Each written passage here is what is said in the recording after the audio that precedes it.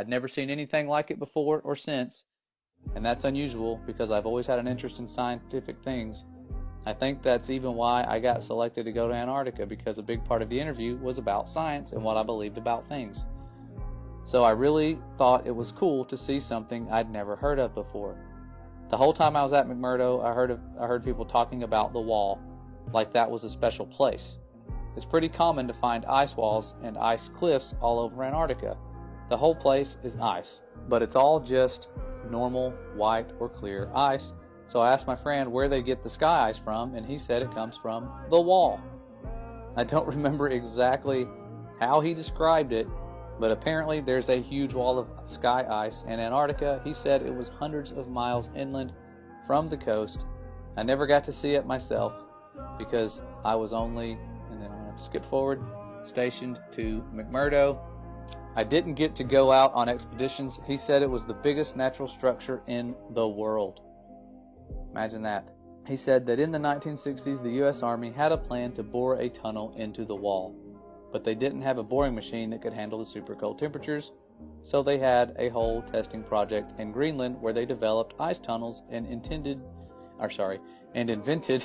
new boring machines that could operate in super cold temperatures. So this was back when they were going into forming NASA and all the other things that were kind of strange, the Antarctic Treaty, around that time, pretty close to it. And he says, like they did this whole big thing in Greenland for just practice. So it was like they were practicing to bore into the sky ice. I'm not an expert on that, but that's just what he told me. Then, once they had the new boring machine figured out, they brought it to the ice wall, or to the wall in Antarctica. He said that the machine bored a tunnel.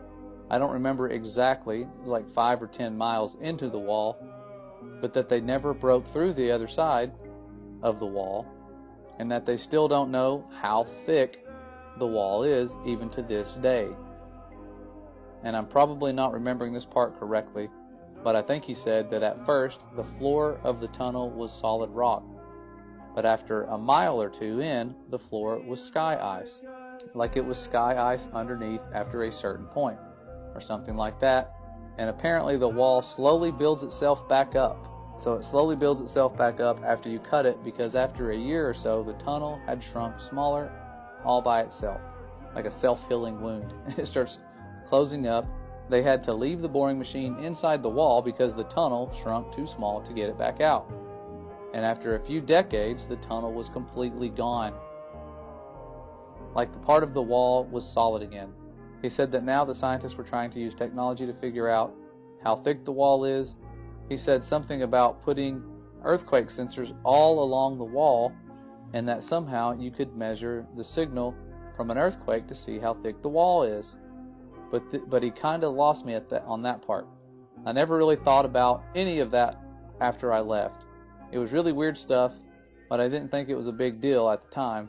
But then a few weeks ago, I saw a map of the wall in Antarctica, except the map was all flat and crazy looking, and it showed the wall going all the way up over the whole Earth. So since then, I've been trying to learn more about the sky ice that I saw and the wall that I heard about, but I can't find anything at all. So now I'm really wondering if there could be a connection here. And that's how I found this group. So I hope that maybe some part of my experience will help someone figure something out. Well, thankful to that person. If they were telling the truth, that is some very interesting information given what we know surrounds us. We know that the firmament's not just made out of ice. It's something special. That could just be something near the foundation to prevent you from going all the way to it. The Father's design is very complex, and he has foreknowledge. He knows what mankind's going to try to do. Those little nuclear bombs they shot at the firmament was nothing to the firmament. They can't break it. They've tried. If they could, they would, but they can't. And this is just one of those stories that confirms a lot of what I had assumed would be going on. I always thought, man, if they are out there and they can go to it, they're probably trying to drill through it, and if they are, how have they not gotten through it already? And that would answer the question for you, because it closes up as you go through it. But this was back in the 60s. There's no telling what they're trying now, mostly guarding it. I'm sure that's the biggest job they have, is keeping us from going there. And if you do go there, you can only go to certain places. It is tens of thousands of dollars for a one-way ticket. Otherwise, many of us would have already gone there, tried to do some sneaking around and investigating. But this video here, it only had like 300 views. But really cool stuff. Wanted to pass this along.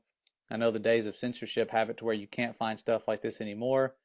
And I remembered putting it in my Firmament playlist. I just wasn't sure if you guys had heard about this and wanted to pass it along to you.